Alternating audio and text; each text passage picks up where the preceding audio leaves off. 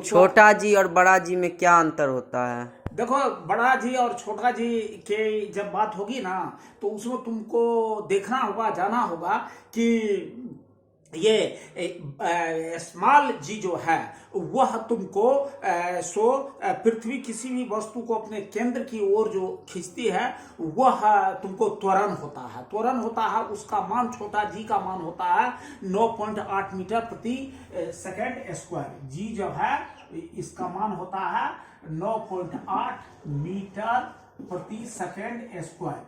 यह जो है सो गुरुत्व त्वरण होता है, यह एक गुरुत्व त्वरण होता है। लेकिन जब ये बड़ा जी की बात आती है, तो बड़ा जी की जब बात आती है या कैपिटल जी की बात आती है, तो यह आपको गुरुत्व नियतांक है, गुरुत्व नियतांक है, गुरुत्व नियतांक है या ग्रेविटेशनल कांस्टेंट है। इसके बारे में देख लो, पहले इसके नियम को देखना होगा, जाना होगा। क्या तो इसमें इसके बारे में प्रतिपादित नियम जो है सो न्यूटन साहब के द्वारा दी गई थी। न्यूटन साहब बताया था जो दो वस्तुओं के बीच लगने वाला बल उसके बीच के दूरी के वर्ग के व्युत्क्रमानुपाती, जबकि द्रव्यमान के गुणनफल के समानुपाती होता है।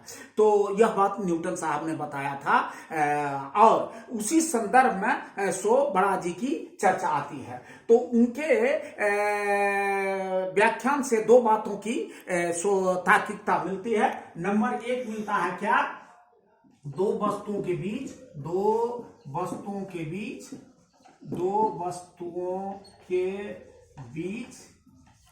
लगने वाला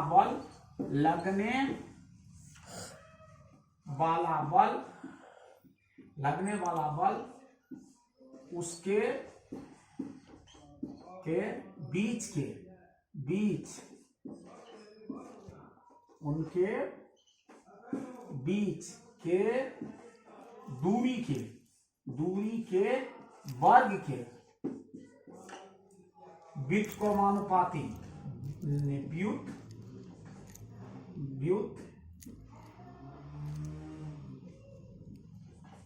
व्युत्क्रमानुपाती, जबकि बीच के दूरी जबकि द्रव्यमान के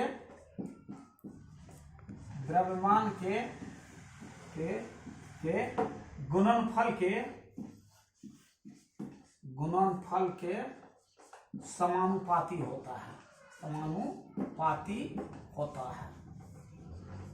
समानुपाती होता है। तो सबसे एक बात यह आ गया जो उनके बीच के दूरी और दूसरी बात होता है द्रव्यमान। अगर मान लो एक वस्तु है, एक है m1 द्रव्यमान का और दूसरा है अगर m2 द्रव्यमान के अब इसके बीच अगर दूरी है d, तो इसका जो है सो तुमको गुरुत्वाकर्षण बल जो है और बीच में दूरी अगर f लग रहा है, तो f जो है f का मान तुमको हो जाएगा f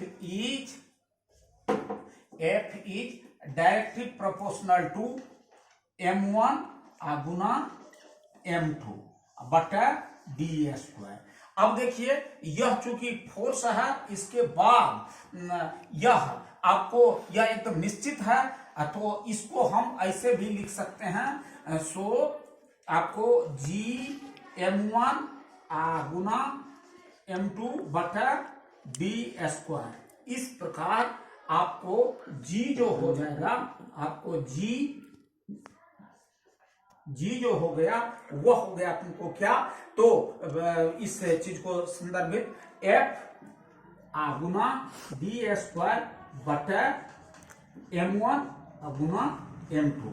यहाँ एक वस्तु का द्रव्यमान है m1, दूसरा का है m2, अब बीच में दूरी है d, तो बीच के दूरी के वर्ग के व्युत्क्रमानुपाती और द्रव्यमान के गुणनफल के समानुपाती। तो समानुपाती माने गुणन m1 गुना m2, इसका द्रव्यमान है पहला, यह जो है सो a पिंड है और ई जो है सो बी पिंड है। तो ए और बी का गुणनफल हो गया m2 m1 गुना m2, और जबकि बीच के दूरी के जो है सो d है, तो इसका वर्ग हो गया d²। अब यहाँ जब हम ये करेंगे बराबर करेंगे तो g जो एक नियतांक है उसको ये करेंगे m1 गुना m2, इस तरह से g बराबर हो गया सो f गुना d² बटा m1 गुना m2। यही होता है, यही है गुरुत्व नियतांक। और उदाहरण हम कहे थे गुरुत्वीय त्वरण जो होता है किसी भी वस्तु को अर्थ जो खींचता है अपने केंद्र की ओर, वह गुरुत्वीय त्वरण होता है, वह होता है 9.8 मीटर प्रति सेकंड स्क्वायर।